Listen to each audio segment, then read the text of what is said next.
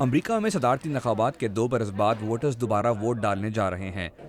گو کہ ان انتخابات سے وائٹ ہاؤس کو کوئی خطرہ نہیں، مگر اس کے نتائج صدر اور ان کی انتظامیہ کے ایجنڈے پر اثر انداز ہو سکتے ہیں، کبھی کبھار بہت زیادہ۔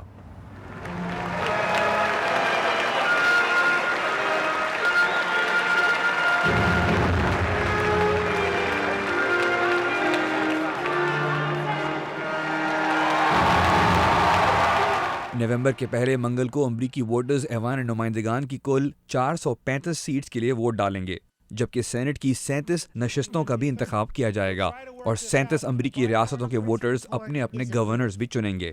یہ انتخابات محض کانگریس کا خاکہ ہی نہیں بناتے، بلکہ ان وسط مدتی انتخابات پر صدر کو جانچا بھی جاتا ہے۔ جارج میسن یونیورسٹی کے پروفیسر رابرٹ ڈڈلی کا کہنا ہے کہ وسط مدتی انتخابات کی نوعیت موجودہ انتظامیہ کے لیے ریفرینڈم کی طرح کی ہے۔ کسی بھی صدر کے کرسی صدارت سنبھالنے کے بعد پہلے مڈ ٹرم انتخابات میں عام طور پر صدر کی پارٹی ایوان نمائندگان اور سینٹ کی سیٹوں سے ہاتھ دھو بیٹھتی ہے۔ گو کہ 2002 میں صدر بش اور ریپبلکن پارٹی نے اس وقت کے وسط مدتی انتخابات میں ایوان نمائندگان اور سینٹ کی زیادہ نشستیں حاصل کر کے نہ صرف تاریخ مرتب کی تھی، بلکہ ایوان نمائندگان کا مکمل کنٹرول بھی حاصل کیا تھا۔ اتنی اکثریت کے ساتھ ہی بش انتظامیہ کانگریس سے ٹیکس کی کٹوتی کے متنازع قانون پاس کرانے میں کامیاب ہو گئی تھی۔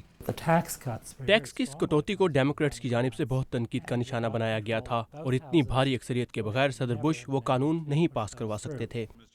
کیپٹل ہل پر 2003 میں ریپبلکنز کی اکثریت کے باعث ہی صدر بش عراق کے خلاف جنگ شروع کر سکتے تھے۔ اس کے برعکس اگر صدر اوباما کی سیاسی جماعت کو نومبر کے وسط مدتی انتخابات میں دھچکا لگتا ہے تو اس سے وائٹ ہاؤس کے ایجنڈے کو نقصان پہنچ سکتا ہے، بلکہ وہ بند بھی ہو سکتا ہے۔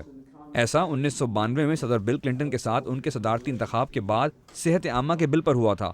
واشنگٹن کا رول کال اخبار کانگریس پر زیادہ توجہ مرکوز رکھتا ہے۔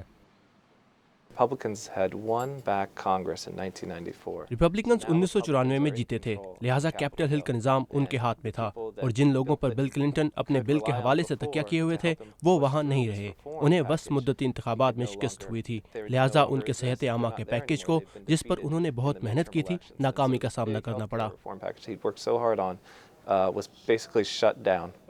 ریپبلکنز کے نظام سنبھالنے کے بعد کانگریس کی جانب سے کئی اعتدال پسند مگر روایتی قوانین سامنے آئے، جیسا کہ معاشرتی اصلاحات کا پیکج۔ 2006 میں صدر جارج ڈبلیو بش کی دوسری مدت میں کانگریس اور سینٹ کا نظام ڈیموکریٹس نے سنبھال لیا تھا۔ رپورٹر شان ملر کانگریس پر گہری نظر رکھنے والے اخبار دی ہل سے تعلق رکھتے ہیں۔ ڈیموکریٹس نے بش انتظامیہ کے کاموں کو روک دیا تھا۔